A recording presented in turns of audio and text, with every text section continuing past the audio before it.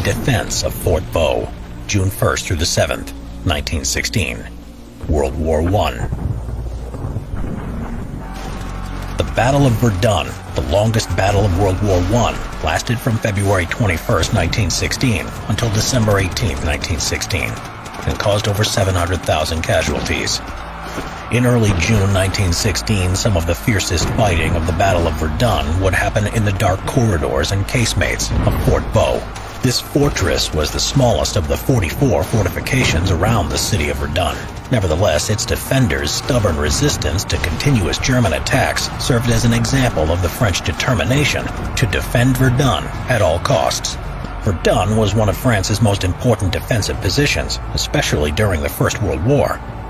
After the French defeat at the Franco-Prussian War in 1871 and the loss of parts of Alsace and Lorraine, the defense of Verdun became of vital significance. In 5 phases between 1874 and 1914, the French built a total of 44 forts around the city of Verdun. Fort Vaux was built as a part of the New Exterior Line project as a response from the threat of the Triple Alliance between Germany, Austria-Hungary, and Italy. The fort was constructed in 1881 as a trapezoid light fortification. It was supposed to serve as an alarm bell in case of an attack. The rapid development of artillery in the late 19th century, however, made traditional stone-built forts obsolete. All the Verdun forts had to therefore be improved and modernized, including Fort Vaux, which became a moderately sized fort with accommodation for 250 men. The fortress was modernized on 3 occasions. The first one came after the torpedo shell crisis and lasted from 1888 until 1895. Modernization continued in periods between 1904 and 1906, and finally prior to the First World War from 1910 to 1912. The final cost of the modernization was 2.9 million gold francs. The most important feature introduced was the reinforced concrete installed on the roofs and walls most exposed to shell fire directly over the old masonry facades. The thickness of the walls varied from 4 feet or 1.2 meters for tunnels to 6.6 feet or 2 meters for the exposed walls. These concrete walls were able to withstand the impact of a 270mm shell. The trapezoid fort measured 492 feet or 150 meters from north to south and 656 feet or 200 meters from east to west and was surrounded by a deep, dry ditch. The ditches were protected by caponniers, defensive bastions on the fort's corners, featuring loopholes from which the French defenders would fire against the enemy. On top of the fort there was a retractable steel turret with 2 short-barreled 75mm guns. The turret was able to rotate 360 degrees and served to cover all approaches to the fort. The gun turrets were connected by speaking tubes to an observation post protected by a heavy steel dome. Additional firepower was provided by 2 Bourge casemates on the southeastern and southwestern corners of the fort. Placed behind the ditch, these 2 casemates were protected with earth that covered the barracks and roof made of thick concrete. Each Bourge casemate housed 2 quick-firing 75mm field guns. Their role was to protect the fort's flanks and to provide flanking fire for neighboring forts. However, these guns were removed so they could be used on the front line before the defense of Fort Vaux had begun. The inside of the fort housed the barracks with large rooms for soldiers, a commandant's quarters, a signaling station, storerooms, magazines, a first aid post, and latrines. The barracks were connected to other elements of the fort via tunnels. 2 underground cisterns with a capacity of 300,000 liters provided the water supply from nearby springs. Another source of water was rainwater, which was filtered through the earth and then flowed to the cisterns. Water facilities were of the utmost importance to the defense of the fort. Its consumption was strictly controlled. Each soldier had the allowance of 5 liters per day, which he used for drinking, maintaining hygiene, and washing clothes. It wasn't only the lack of basic necessities that made the lives of the French troops strenuous, as the constant bombardment from the heavy German 305mm and 420mm guns caused enormous stress. Once the French garrison of Fort Vaux was attacked by the Germans and cut off from the rest of the battle, their situation turned into 5 days of brutal fighting in inhuman conditions.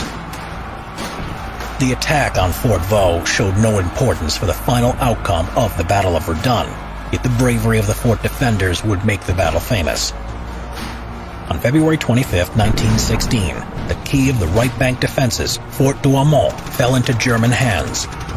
The next day, French General Hare, the military governor of Verdun, ordered Fort Vaux to be destroyed.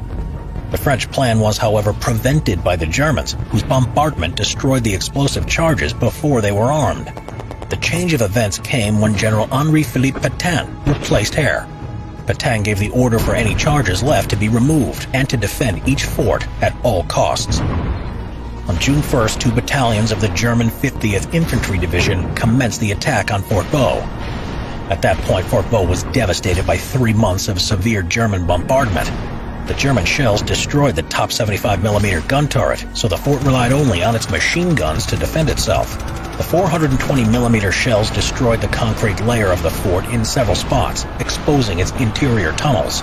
Worst of all was that the artillery shells damaged the internal galleries and caused the leaking of the water cisterns. The French garrison under the command of Major Sylvain Eugene Raynal counted 600 men, even though the fort was designed for just 250 soldiers. The increase of men was the result of a withdrawal of French soldiers who had rushed into the safety of the fort. The first targets of the German assault were the northern casemates. German pioneers crawled all the way to the fort's ditches and attacked the casemates with grenades. The German pioneers, while suffering heavy casualties from Fort Vaux's machine guns and a 155mm gun from the nearby Fort Moulainville, did manage to conquer both the northeastern and northwestern casemates and entered the tunnels leading to the main part of the fort. Inside the tunnels, they bumped into sandbag obstacles with machine guns the French installed to prevent them from advancing further inside. On the following day, June 2nd, the Germans had the entire fort encircled. Major Raynal and his men were trapped, but continued to resist the Germans, who didn't make any progress inside the dark tunnels of the fort. Pressed by German infantry from all sides, the French soldiers were desperate for help. Major Raynal sent a messenger pigeon asking for a counterattack, which followed on June 4th. Soldiers of the French 124th Division reached the western edge of the front, but were repelled by the Dusseldorf Fusiliers, and the attempt was abandoned. On that same day, the Germans returned to the fort with flamethrowers, pouring fire through every open hole. The entire fort was filled with thick black smoke. In the tunnels leading from the captured casemates, the French defenders withdrew from their machine gun positions, but only while the flamethrowers were active. As soon as the fire stopped, they were returned to their positions to fight off the Germans. By this point, Major Raynal received the news that the fort had almost no water, and the gauge of the cisterns had been faulty. He was forced to change the distribution of water from 1 liter per man to 1/8 of a liter.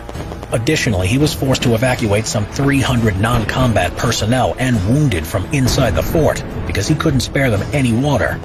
This evacuation was attempted in the dead of night, and only about 1/3 of them were able to survive and reach the French lines. The German attacks continued on the 5th day. This time they tried to penetrate the tunnels by digging down from the top of the fort, but were once again driven off by guns from neighboring fortifications. Major Raynal had signaled the nearby Fort Souville, which bombarded the surface of the fort with artillery to take out the Germans on the roof. The Germans responded by shelling Raynal's signaling station, meaning that he was totally cut off from the outside world. The flamethrower attack attempted by the Germans on the southwestern Bourges casemate had failed. At that point, they were close to abandoning the attack, as the number of their casualties grew, while no progress was being made. The other side, meanwhile, was faring no better. For the French, the last drops of water ran out from the damaged cisterns on June 6th. On the same day, another French attempt to relieve the defenders failed. In the fort, filled with thirsty and exhausted soldiers, of which many were ill or injured, morale had collapsed. On June 7th, as the Germans began to drop another barrage of shells, Major Raynal decided it was time to surrender. The Battle of Fort Vaux ended with a German flag waving on top of the severely damaged fortification. The price for the victory was paid by the Germans, with 2,742 casualties. At the same time, the brave French defenders had only 100 casualties, of which only 20 were killed. Major Raynal was the last to leave the fort after he arranged the transport of the wounded and the burials of the soldiers killed in action. When he was taken to the German headquarters, General von Engelbrechten paid him the greatest respect for bravery, assuring him that he should feel no shame. Major Raynal, a proud Frenchman, responded that the Germans had nothing to do with the fall of Fort Vaux. It was the thirst that defeated them.